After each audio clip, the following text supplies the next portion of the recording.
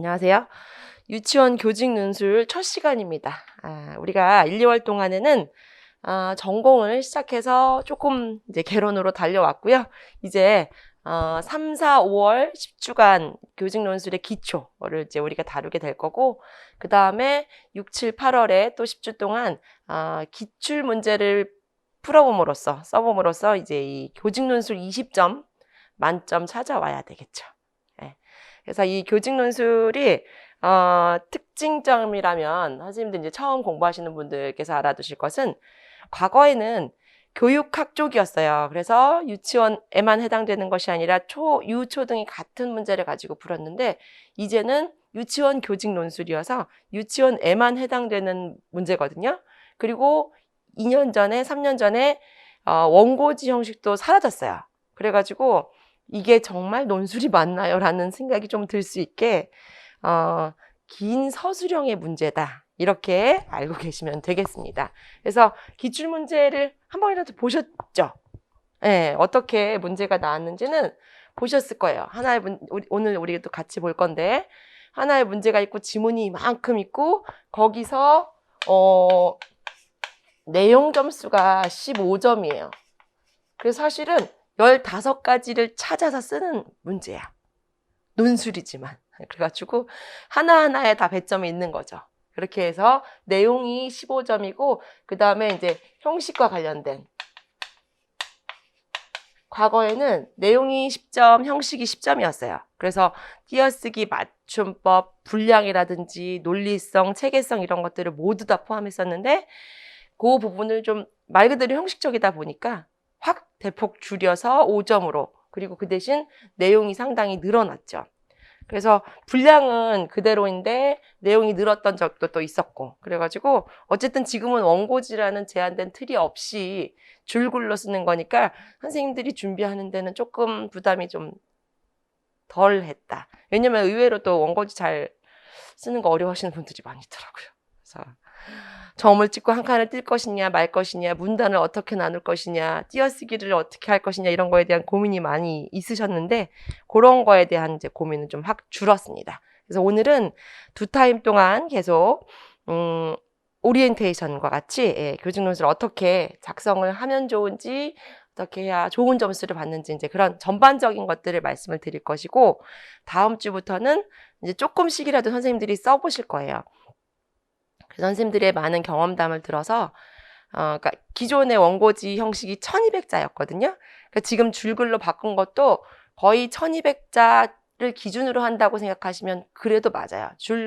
칸만 없지 줄은 거의 비슷하기 때문에. 근데 이제 선생님들이 처음 써볼 때 1200자 쓰는 게 너무 힘들더래요. 경험담에 의하면.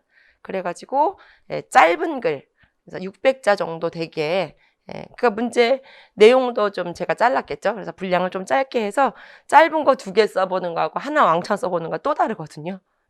그래서 아침에 문제를 드리면 선생님들이 열심히 써보시고, 제가 첨삭해드리고 그걸로 같이 내용 포함해서 강의 같이 하고, 이렇게 10주가 지나가게 되겠습니다. 기출문제도 또 충분히 어떤 것들이 나왔는지도 보고 할 거예요. 자, 그래서 프린트물로 오늘 이제 진도가 나갈 건데, 이게 이제 목차예요. 그래서 오늘 논술 작성 요령, 그 다음에 단계가 있는데 어떻게 단계가 있는지, 그리고 그 단계에 따라 어떻게 작성하는지, 그리고 좀 뭐는 유의해야 되는지, 그리고 논술 표현의 특성에는 어떤 것들이 있는지. 그래서 사실은 많은 시중에 이렇게 논술과 관련된 책들도 있고 강의들도 있지만, 일반적인 내용들이잖아요. 일반적인 내용들. 그래서 저는 그 일반적인 내용들을 가지고 우리 유치원 교직 논술에 어떻게 적용하면 제일 좋은지. 사실은 일반적인 논술에 딱 대입되지 않아요. 아까도 말씀드린 것처럼 서론, 본론, 결론이라는 논술의 형식이 있어야 되는데, 형식은 있어야 되지만 말 그대로 너무 형식적인 부분도 있고, 그래서 어떻게 쓰면 좋은지 계속 말씀을 드릴 거고, 그 다음에 선생님들 오늘 첫 시간이지만 올해 나왔던 기출문제를 한번 오늘 같이 분석까지 해볼 거예요. 그래서 감이 있어야 될 거 아니야. 어떤 문제가 나오는구나 감을 잡고, 이제 나중에 지난 기출도 풀어보면 좀 더 낫겠지만, 너무 쉬운 거 말고 딱 올해 기출로 나왔던 그 문제 가지고 같이 얘기를 해보려고 합니다. 자, 그래서 제일 먼저 첫 번째 논술 작성 요령이에요. 그래서 하나하나 자세히 볼 거지만 논제를 파악하고 제시문을 분석하고 생각을 정리하고 논지와 주제를 정리한다. 구성을 생각한다. 유의사항을 점검한다. 개요표를 만든다. 초안 작성. 그리고 논술을 쓴다. 퇴고를 한다. 이게 단계예요. 이게 하나의 단계예요. 근데 이게 자, 지금은 내가 논제를 파악 중이야. 제시문을 분석 중이야. 이렇게 하나하나 끊어지지 않고 처음 문제를 읽으면서 어디까지 할 것인지, 그 다음에 두 번째 다시 한번 읽으면서 어디까지 할 건지, 이런 것들이 하나하나 디테일하게 들어가야 되겠죠. 하나하나 자세히 보겠습니다. 자, 그래서 제일 첫 번째 1페이지에 있는 논술물 작성 1단계가 이제 논제 파악이잖아요. 논제는 뭐예요? 말 그대로 뭘 쓰라는 건지. 너는 이 문제 중에서 무엇을 쓰라는 건지를 파악해야 돼요. 그래서 그 파악한 것을 의문형으로 바꿔보는 것도 좋아요. 그런데 조건이나 함정은 없는지 점검해야 됩니다. 좀 막연하죠? 이게 무슨 말인지. 안 되겠어. 자, 기출문제를 먼저 볼게요. 두 번째로 해놨네요. 자, 기출문제 맨 뒤에다가도 제가 제시를 해놓기는 했어요. 이게 올해 나온 기출문제예요. 그래서 지금 한번 읽어보고 이따가 잠깐 선생님들 개요도 잠깐이라도 써보고 나중에 만점 맞은 개요도 가지고 어떻게 접근하면 좋은지까지 오늘 볼 거예요. 자, 어떻게 나왔냐면 문제가 이런 식으로 나옵니다. 위에 제 프린트물 14페이지에 있어요. 그거 종이 좀 크게 해서 똑같이 나온다고 생각하시면 돼요. 그렇게 나와요. 자, 문제 볼게요. 다음은 유치원 교사들이 만들어가는 교육과정에 대해 학습 공동체에서 나눈 대화이다. 뭔지 몰라. 어쨌든 학습 공동체라는 말이 나왔어. 그죠? 그러면서 1번. 최 교사의 대화에 근거하여 만들어가는 교육과정의 개념을 논하고 이것이 유아에게 미치는 긍정적인 효과를 논하시오. 막 그냥 처음부터 그냥 문제 나와요. 여기 사실은 아까 처음에 논제가 뭔지 찾으라 그랬지만 우리 문제는 논제가 다 주어집니다. 그렇죠? 그래서 먼저 만들어가는 교육과정의 개념, 그것의 개념이니까 그 의미, 개념을 진짜 말 그대로 써야 돼요. 제가 몇 년 전부터 계속 강조하고 있는 거거든요. 공부할 때 계속 정의, 개념, 의미를 쓰라고 전공이든 논술이든 계속 강조하고 있어요. 그래서 이렇게 준비하면 돼요. 그래서 만들어가는 교육과정의 개념, 그리고 긍정적인 효과 두 가지를 쓰라 그랬어요. 만들어가는 교육과정이 뭔지 알죠? 일단 이렇게 읽는 거야. 내가 갖고 있는 그 지식 가지고 일단 이해하면서 읽는 거예요. 그 다음에 2번이라고 번호까지 있어. 전에는 번호도 없었거든요. 근데 이제 번호를 주고 답지에도 번호를 써도 좋다고 허락을 했어요. 그렇게 하면 돼요. 자, 두 번째는 임교사가 유아 놀이를 지원하기 위해 실행할 수 있는 방안을 시간, 공간, 자료, 활동 유형 측면에서 각각 한 가지씩 논하시오 그랬습니다. 놀이 지원이라는 말이 나왔어요. 그래서 놀이 지원, 놀이 이해 자료, 놀이 실행 자료에서 이 내용이 그대로 있습니다. 제목에도 잘 나와 있어요. 그래도 좀 잠깐 적어볼까요? 그래서 일단 1번에서는 만들어가는 교육과정, 그 다음에 두 번째 놀이 지원. 놀이 지원을 4가지로 시간, 공간, 자료, 활동, 유형까지 빨리 써서 그래도 자, 그 다음에 세 번째는 박교사가 사용한 교수행동 전략 2가지를 쓰래요. 교수행동 전략 우리 배웠던가요? 로즈 그랜트와 브래드 캠에 배웠어. 뭔지 말하면 알 거야. 임모촉, 지지함, 시지 그거야. 인정하기, 모범, 보이기. 그거 중에서예요. 그래서 요것도 그냥 일반적인 거 쓰지 말고 딱 그 전략 쓰라는 말인데 그걸 또 다 잘 찾았어야 되겠죠. 그래서 그거 2가지 하고 장점을 또 1가지씩 쓰래요.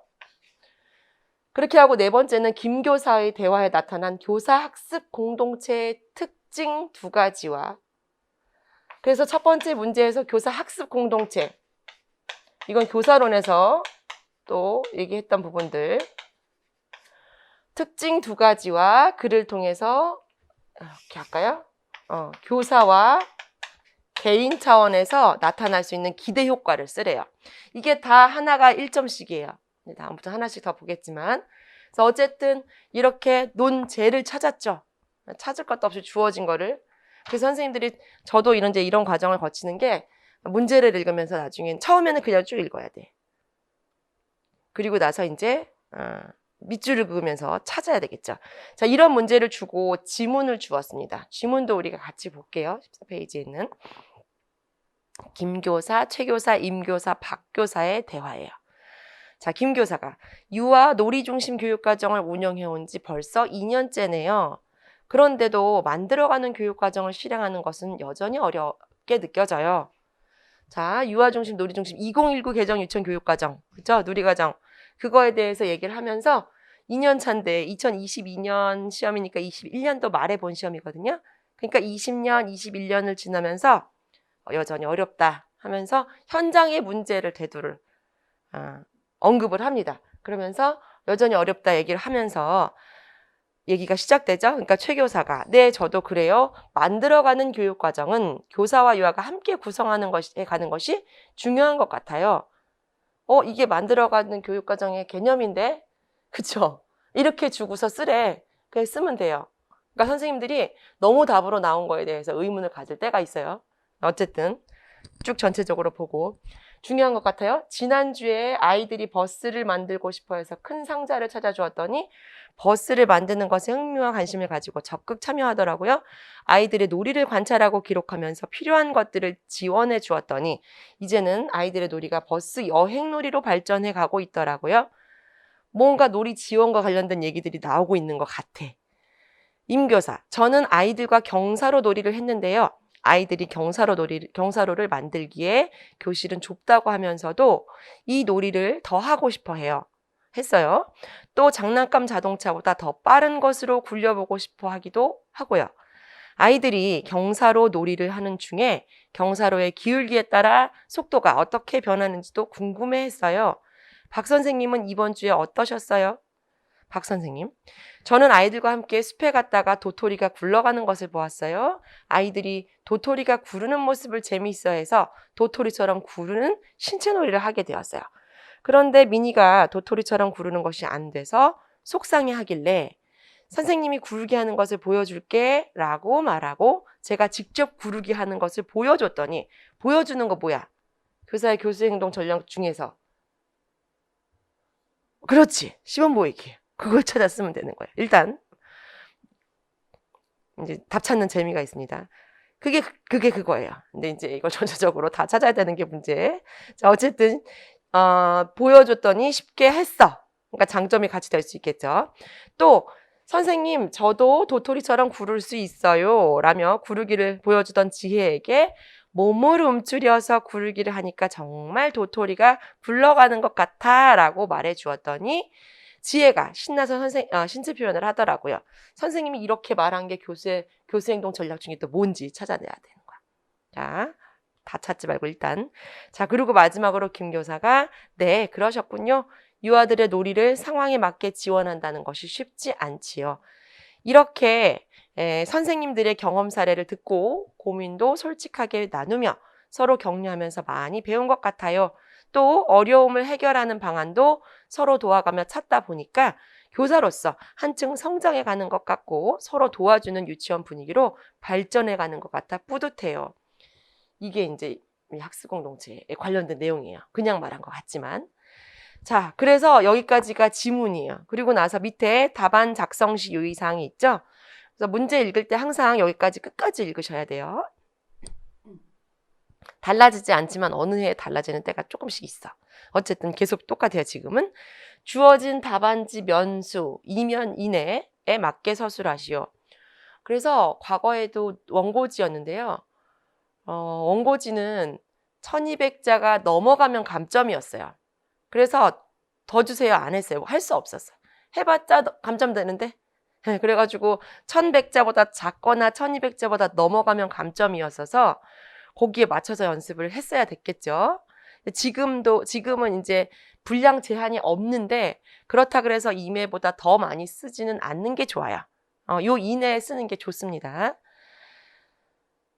전공 같은 경우에는 틀렸을 때 시간이 많이 지나지 않았으면 바꿔주거든요. 답안지 교체해주기도 해요. 그래서 논술도 교체해주기는 해요. 대신 쓰던 거 제출하고 그러니까 옮겨 쓰는 거 안 돼. 이것도 선생님들이 알고 있어야 될 팁이에요. 옮겨 써야지 하고 주세요 그러면 안 돼요. 쓰던 거 뺏어가고 새 거 주거든요. 그래서 옮겨 쓰지 마시고 어쨌든 그것도 알고 계시고. 자, 그렇게 하고 또 글의 체계를 논리적으로 짜임새 있게 구성해라. 조건이 있겠죠. 그리고 명료성, 글의 명료성, 타당성, 일관성을 고려하여 서술하시오. 굉장히 일반적인 내용을 답안지 유의사항으로 제시해 두고 있고 오른쪽에는 배점이 제시되어 있어요. 논술의 내용과 논술의 체계로. 제가 아까 형식이라고 썼는데 체계예요.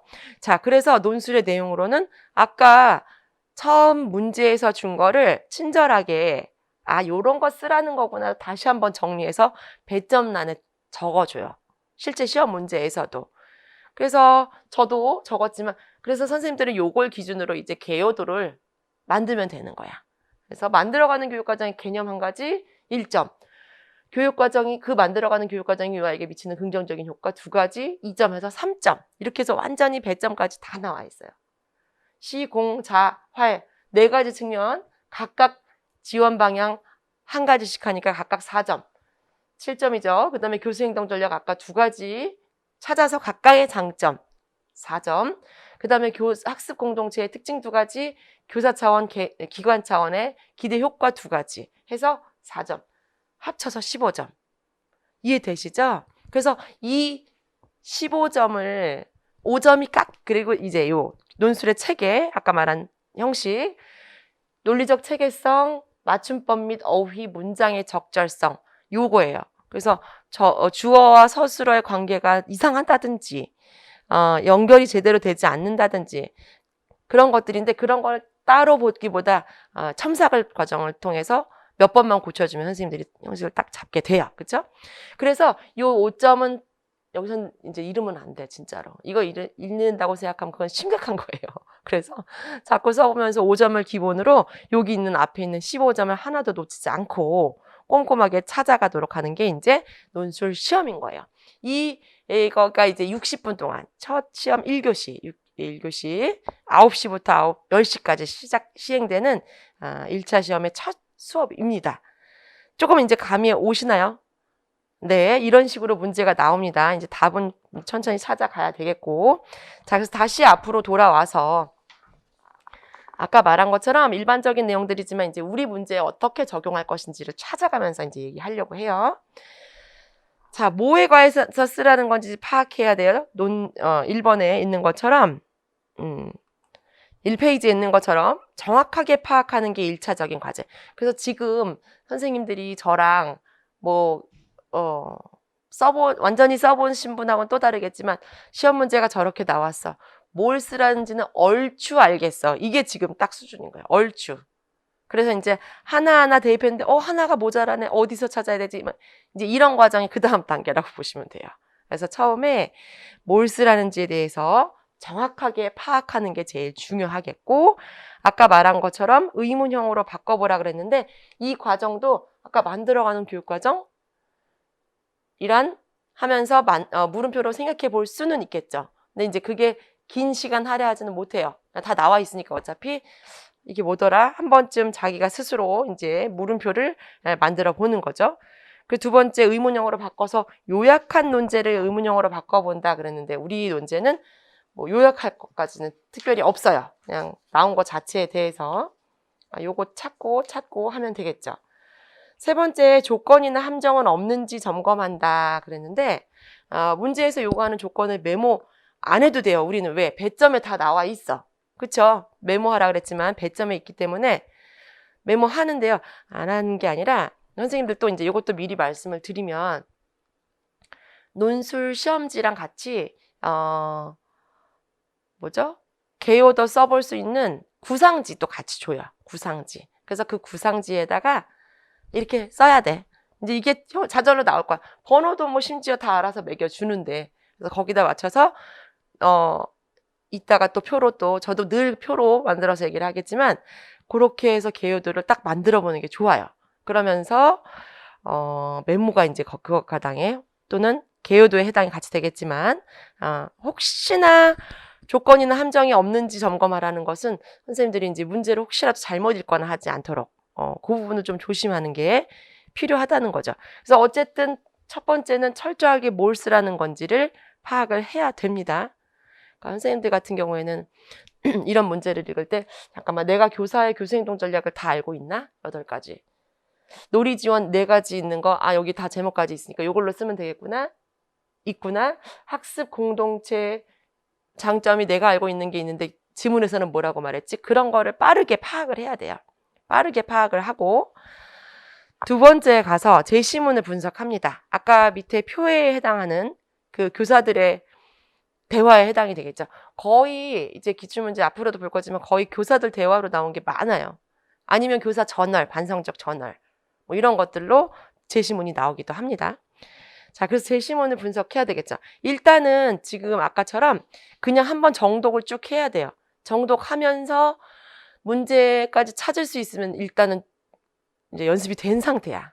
안 그러고는 그냥 막연하게라도 어떤 내용이지? 그리고 시험날 처음 보는 글이어서 긴장되거든요. 그래서 어떤 내용인지 일단은 그냥 한번 정독을 해야 돼. 한번 정독하고 그 다음에 이제 찾아야 돼요. 그래서 1단계에서 메모한 논제의 핵심 내용과 조건을 참고하면서 지문을 1차로 꼼꼼하게 읽습니다. 그래서 논제와 연관성이 깊은 부분을 표시해둔다 있잖아요. 그래서 아까처럼 지문이 우리 여기 지문이 있으니까 예를 들면 이렇게 쭉 지문이 있을 때 만들어가는 교육과정은 쭉 밑줄을 긋고 교사와 유아가 함께 구성하는 것이 밑줄을 긋고 이게 1번 문제니까 1번 이런 식으로 써놓으면 좋아. 근데 이것도 다음번에 읽을 때 또 달라질 수 있어서 그러니까 얼추 약간 무슨 말인지 아시겠죠? 얼추라도 밑줄 긋고 여기서 찾아야지 너무 많이 그어놓으면 또 너무 헷갈리니까 그런 식으로 해서 찾아 나가는 거죠. 자, 계속해서 잠깐만요. 이렇게 했네. 자, 그래서 지금 첫 번째 제시문 정독에서 그다음에 두 번째 아까 조건을 염두에 두고 다시 읽는다 그랬는데요. 첫 번째는 아까 말한 것처럼 그냥 한번 쭉 읽어보고 그 다음번에 그러니까 빠르게 두 번째 읽는 게 좋습니다. 처음은 그냥 특별한 생각 없이 빠르게 이런 내용이구나 보고 다시 찾아야지 눈 부릅뜨고 이제 그때 찾게 되는 거죠. 그러면서 1차 정독을 토대로 논제의 핵심 내용과 조건을 다시 확인하고 지문 중에 표시한 부분을 아까 표시하면서 읽었잖아요. 그래서 그게 맞는지 다시 한번 정독하고 하면서 핵심 내용, 조건과 연관된 지문의 키워드를 옆에다가 같이 메모를 해두는 거예요. 같이. 그리고 나서 제시문의 내용을 요약한다 그랬는데요. 올해 문제 같은 거는 요약할 필요도 없어요. 15점으로 나오고 난 이후에는 그 이전에도 그렇고 우리 지문을 요약할 일은 거의 드뭅니다. 하지만 모든 내용을 다 쓸 건 아니잖아요. 그래서 그 긴 문장 중에서 얼마큼 정도 쓸 건지 그 정도의 맥락으로 요약은 할 수 있겠죠. 네, 그렇게 해서 요약을 하고 네 번째는 이제 문제하고 연결을 시켜야 되겠죠. 그래서 아까 말한 것처럼 1번 하고 2번에 놀이 지원의 시간이다. 그럼 2번 쓰고 시 아니면 2번에 공간이면 공간 이런 식으로 쓰든지 3번에서 교사 행동 전략이면 3에 1, 2 이런 식으로 해서 자기 그 문제지의 지문이 이렇게 막 빽빽하게 이렇게 변하게 되는 거예요. 처음에 제시문 분석하고 문제와 연결시킬 때 그래서 우리가 기출문제를 같이 받고 그 다음에 이제 세 번째가 견해 정리인데요. 요거는 1번 같은 경우에는 원래 논술문에서는 자신의 견해가 꼭 드러나야 돼요. 근데 우리 문제 지금 봤더니 어디다가 견해 드러나겠어. 내 생각에는 만들어가는 교육과정은 이거 같다. 내 생각에 교수행동 전략은 이거 같다. 안 통해요. 그냥 정해져 있어. 다 찾아서 써야 돼요. 우리 시험 문제는. 그래서 이 자신의 생각 그럼 어디다 드러낼 거냐.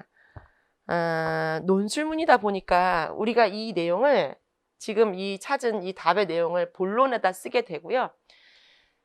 형식은 갖추기는 해야 돼요. 그래서 서론, 본론, 결론이 있을 필요가 있습니다.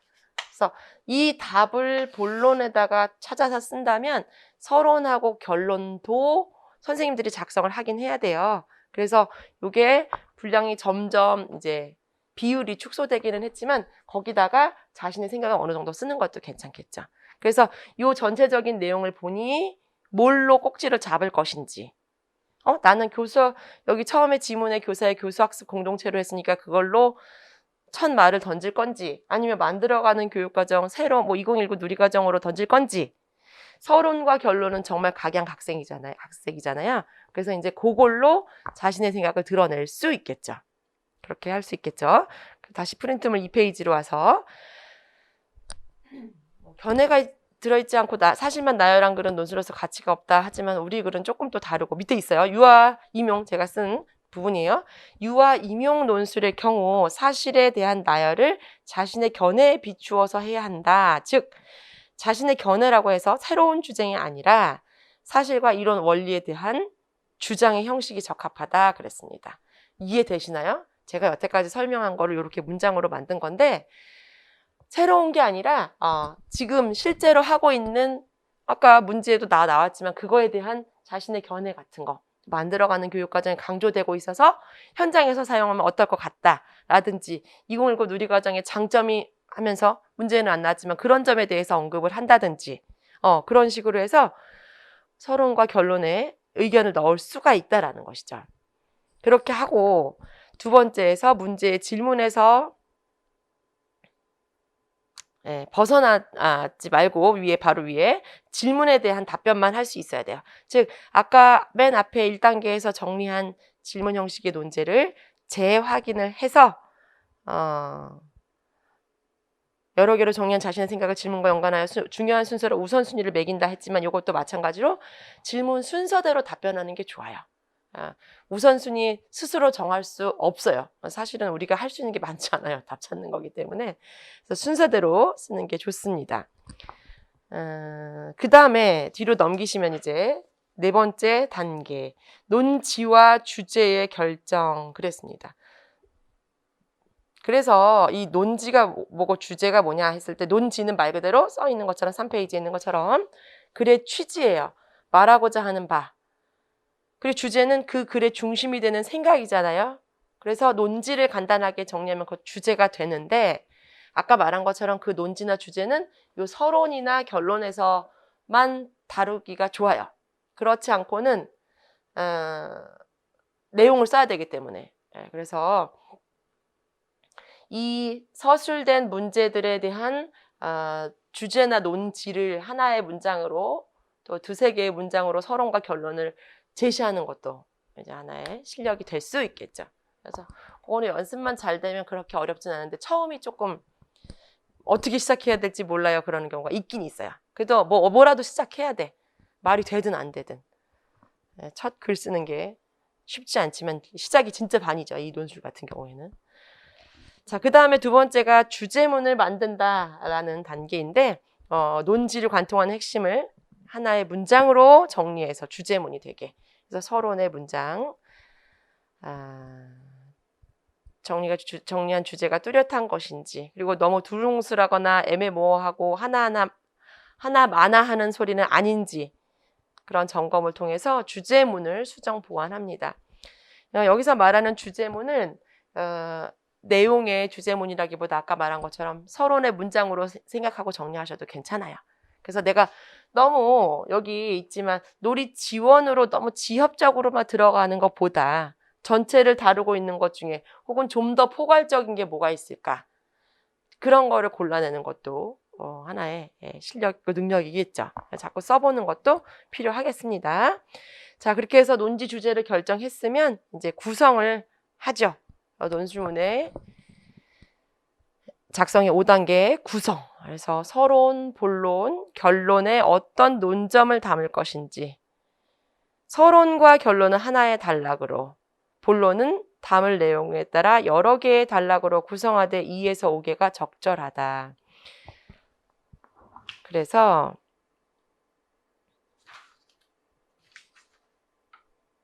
이제 6페이지부터 서론, 본론, 결론 어떻게 쓰는지 좀 더 자세하게 볼 건데요. 기본적인 아까도 말했지만 우리가 할 수 있는 게 많지 않다고는 했지만 이 서론, 본론, 결론이라고 하는 이 구성은 맞춰야 돼요. 그래서 여기 나온 것처럼 하나의 단락 맞고 본론은 2개에서 5개 다 필요 없어. 문제에 나오는 단락대로 하면 돼요. 이것도 때때로 3번까지 있을 때가 있고 요즘에 15번으로 길어져서 4번까지 있는 경우가 많습니다. 그래서 하나의 단락으로 하나의 단락이 뭔지 아시겠죠? 네, 2개에서 3개 문장 이상으로 하나의 주제로 이루어진 게 하나의 단락이기 때문에 거기서 많이 벗어나지 않도록 하는 게 좋아요.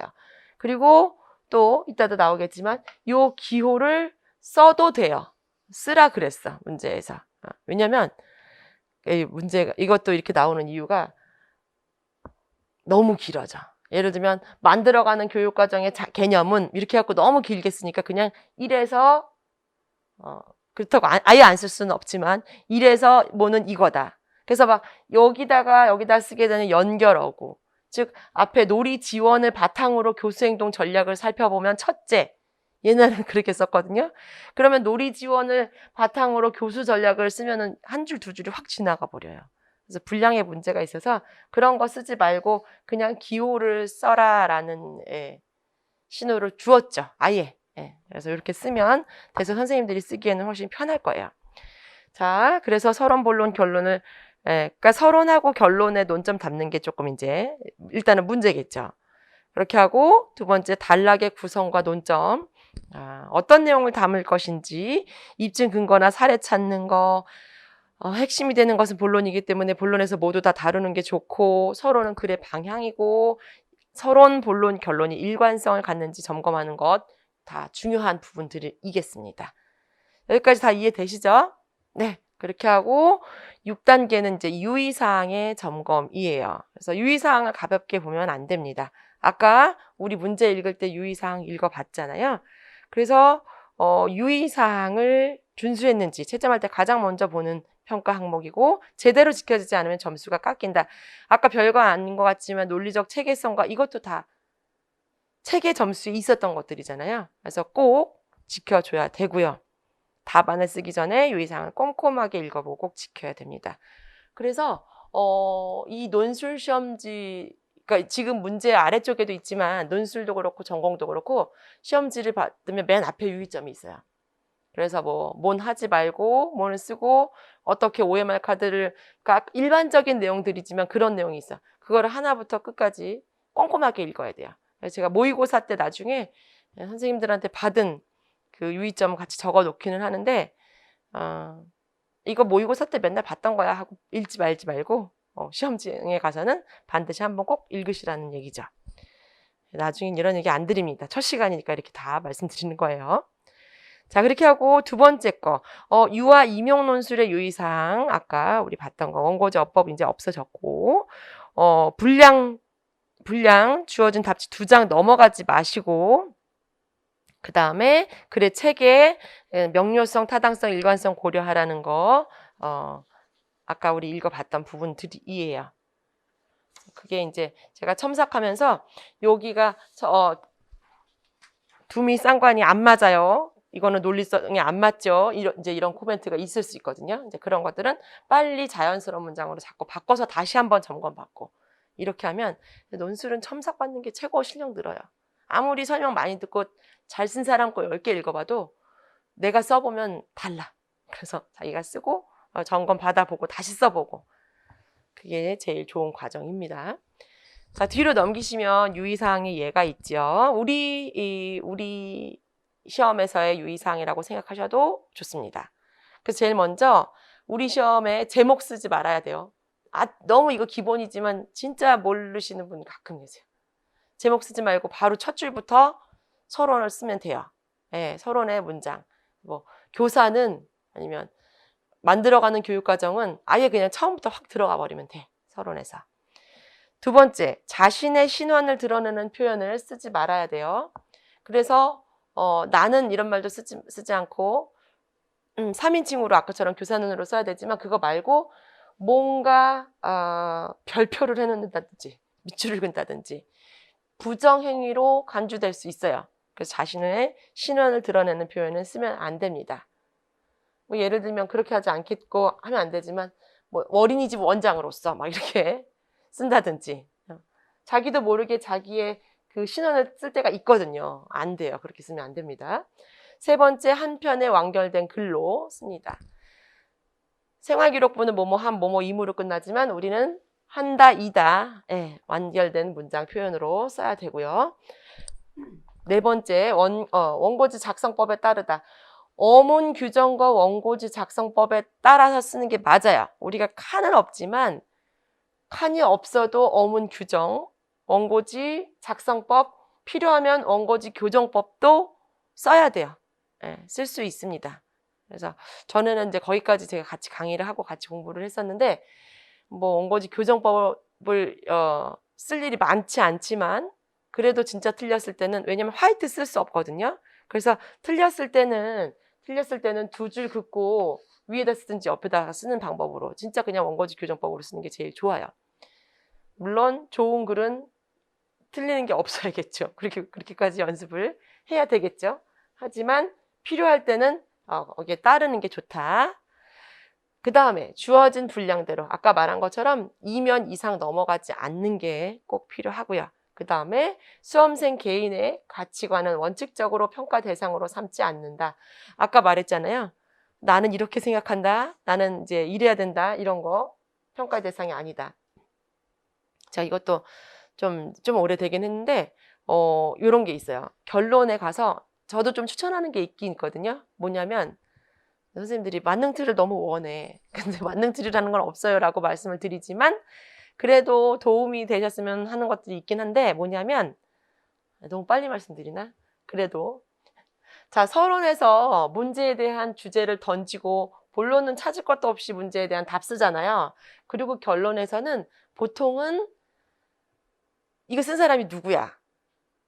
나잖아요. 나고 교사잖아요. 그러니까는 교사는 이렇게 노력해야 한다. 이렇게 쓰면 좀 자연스럽고 좋더라고요. 무슨 말인지 딱 이해되죠? 어느 때 모의고사를 받는 선생님들이 되게 많이 오셨는데 어떤 분들이 결론에다가 시도교육청에서는 이렇게 지원해야 된다. 이렇게 몇 분이 쓰셨더라고요. 그래서 제가 깜짝 놀라가지고 선생님 이렇게 쓰시면 곤란합니다. 왜? 채점하는 사람들이 시도교육청 입장인데 문제랑 상관이 없이 그러니까 문제에서 시도교육청과 관련된 문제가 있으면 써는 게 맞아. 근데 문제랑 상관없이 시도교육청에서 그런 노력을 해야 된다? 월권이죠. 그냥 생각해봐도. 그죠? 개개인의 가치관은 평가의 대상이 아닌데다가 심지어 이거 뭐야? 괘씸죄. 무슨 말인지 이해되시죠? 그래서 뭐 교육부에서는 시도교육청에서 이건 시험 문제 나오면 선생님들이 할 말이 아닙니다. 그래서 그냥 선생님들은 교사로서 어떤 노력을 할 건지 내 입장만 쓰면 되는 거야. 이해되셨죠? 그것도 중요한 팁이라면 팁이라고 볼 수 있어요. 결론에다가 뭘 써야 될지 모를 때 교사로서 나의 이것과 관련된 어떤 노력을 하면 좋을까? 이렇게 고민하면 쓸거리들이 생겨나죠. 그렇게 하고 논제와 설명 아까 말씀드렸으니까 무슨 말인지 아실 테고요. 예시문 속의 문장을 그대로 따올 때는 반드시 인용보호를 사용할 것. 이것도 중요한데요. 김 교사가 이렇게 말한 것처럼 이제 이런 것들. 혹은 이번에 문제는 안 나왔지만 교육과정에서 나오는 뭐 편성 운영 지침 내지는 추구하는 인간상 이런 것들은 이 인용보호 안에다가 넣으면 좀 더 강조의 느낌이 있겠죠. 이해되셨죠? 그리고 그냥 일반적인 예시문 속의 문장은 너무 많이 나와야 돼, 다. 요즘 문제들이 다 그냥 지문 속에서 가져오게 찾아 써라기 때문에 다 인용보호를 쓸 수는 없어요. 그러니까 아까 말한 것처럼 중요한 거 한두 개만 임팩트 있게 인용보호를 사용하면 훨씬 좋습니다. 자, 그렇게 하고 자, 그렇게 하고 7단계에서 이제 논술문의 개요 짜기, 논제, 견해, 논지, 주제문, 논거, 구성, 유의사항 이렇게 순서가 제시되어 있고요. 그냥 이걸로 간단하게 4페이지에 자, 논제. 문제가 요구하는 바를 정확하게 파악했는지. 그래서 아까 처음에 말했던 부분이에요. 이렇게 빨리 이렇게 지나갈게요. 그 다음에 견해. 논제에 대한 자신의 견해, 서론이나 결론에 조금은 적을 수 있다. 이 정도로. 그 다음에 논지. 견해에 이르게 된 배경과 이유, 일관성이 있는지 점검하는 거. 일관성 있게 키워드 또는 문장으로 재정리한다. 논지가 된다 그랬는데 이 내용을 찾은 거를 어떻게 조리 있게 잘 쓸 수 있을지. 그러니까 사실은 써보면 알겠지만요. 주어하고 나중에 서술어 붙이는 정도야. 찾아서. 그 문장 구성하는 것도 해봐야지 좀 능숙하니까 그거라고 생각하셔도 돼요. 요거 찾는 거 맞는 것 같은데 요걸 어떻게 효과적으로 적을까? 요거를 잘 정리를 해야 된다는 거죠. 네 번째, 주제문. 정리한 논지를 꿰뚫는 핵심 생각, 주제문. 아까 말한 것처럼 서론이나 결론에 들어가면 된다. 논거는, 즉 주제를 뒷받침할 수 있는 논거는 지문 안에서 찾아라. 거의 우리 시험 문제 같은 경우 그렇게 하고 구성에 서론과 결론은 하나 해달라고 본론은 여러 개 해달라고 아까 문제의 개수에 맞게 구성하면 된다고 말씀드렸습니다. 자, 맨 밑에 각 단락의 논점이 일관적이고 논리적 연결성이 있는지 점검한다. 그래서 아까 말한 것처럼 이렇게 연결 어구도 생각했었는데 이제는 그것도 없어도 돼요. 그냥 번호에 맞춰서 문제의 답을 찾으시면 됩니다. 그렇게 하고 유의사항에 문제에서 규정하고 있는 조건, 아까 처음에 읽고 했지만 혹시 틀린 건 없는지, 잘못된 건 없는지를 찾아서 정리를 하고 논술에 관련되는 글쓰기 5페이지 유의사항 3번 볼게요. 논술에 관련되는 글쓰기를 할 때 기술, 설명, 논증 세 가지로 이루어지는데 즉 뭐예요?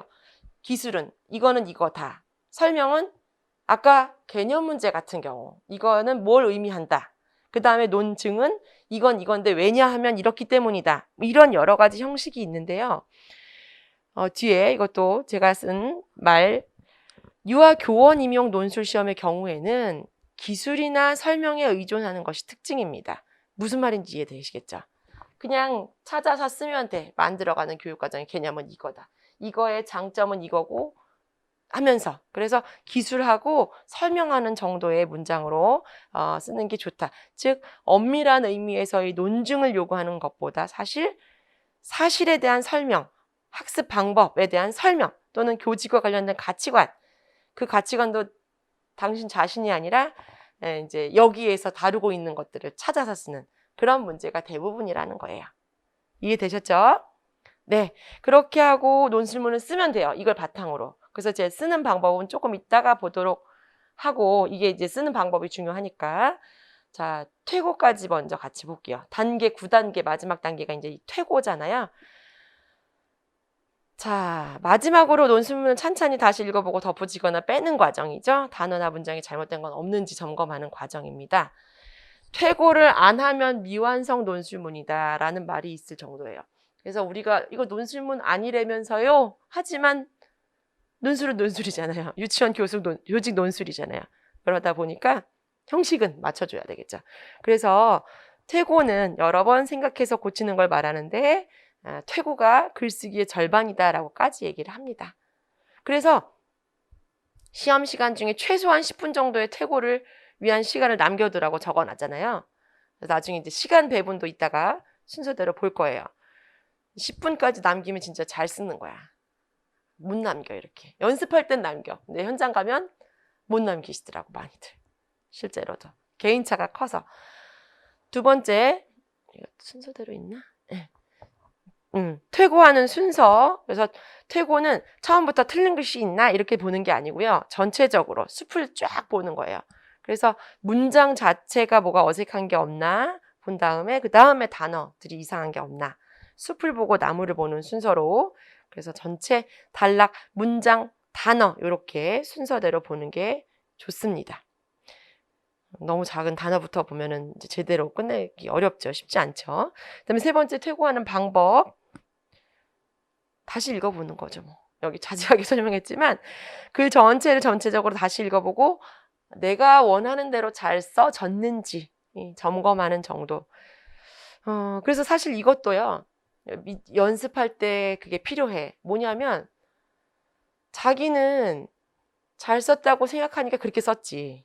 그쵸? 최선으로 생각하고 쓰잖아요. 그런데 막상 첨삭을 받아보면, 아, 요게 잘못됐구나가 나오잖아요. 그래서 자기가 쓴 거를 최대한 남이 쓴 거 내가 고쳐준다는 생각 가지고. 그렇게 읽어보면 또 약간은 새로워요.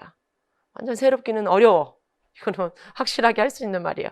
완전 새롭기는 어렵고, 그렇게 남의 거 내가 고쳐주겠어 라는 마음으로 한번 읽어보면, 아, 요거 좀 이상한데 찾을 수 있겠죠. 자, 논리와 논거, 각 단락의 연결, 그 다음에 필요 없는 문장 과감하게 삭제하고 꼭 필요한 문장은 넣고, 퇴고 때 하는 거죠. 문장은 단문일수록 좋다. 자를 수 있는 문장은 자르는 게 좋다. 이거 계속 얘기 드릴 거예요. 우리 문장 짧게 못 써. 그래도 짧게 써야 돼. 보세요. 이렇게 문제 자체가 긴데 어떻게 짧게 쓰겠어요. 그래도 그렇기 때문에 짧게 써야 돼요. 그렇기 때문에. 적절한 어휘를 사용했는지 더 알맞은 단어가 있다면 바꾸고, 혹시 맞춤법이 헷갈린다. 그러면 헷갈리지 않는 다른 용어로. 헷갈리다가 맞는지 헛갈리다가 맞는지 헷갈리면 아예 다른 문장으로, 다른 표현으로. 무슨 다른 문장에 다른 표현이 있을까? 무슨 말인지 알겠죠? 그렇게 바꾸는 것도 필요합니다. 쓸데없는 접속사는 지우고요. 맞춤법 문장 보고 띄어쓰기 같은 경우도 살펴서 퇴고 때 그런 거 남지 않게 그렇게 해야 되겠죠. 자, 이런 거는 삭제한다, 덧붙인다만 좀 자세히 볼까요? 삭제할 거 필요 없이 되풀이된 부분, 분명하지 않거나 과장이 심한 부분, 뜻이 애매하거나 과장이 심한 수식어나 감정적인 표현. 우리 생활기록부 쓸 때도 그쵸? 주관적인 표현 쓰지 말고 감정적인 거 쓰지 말고 있었잖아요. 논술문에도 그렇게 하면 안 되겠죠. 논점이 초점이 흐려지는 표현이나 극단적인 단정도 쓰시면 안 되겠습니다. 덧붙일 것, 지나친 생략으로 논리가 비약됐거나 설명이 부족하거나 충분하게 논의가 되지 못한 부분이 간혹 있다면 그거에 대한 설명도 쓸 필요가 있겠죠. 짧은 한 문장이라도. 이해되셨죠? 네, 이렇게 해서 9단계까지 쓰면 이제 제출이긴 한데요. 이제 잠시 쉬었다가 서론, 본론, 결론 각각 어떻게 쓰는지, 그리고 기출문제 같이 볼게요. 잠깐 쉬겠습니다.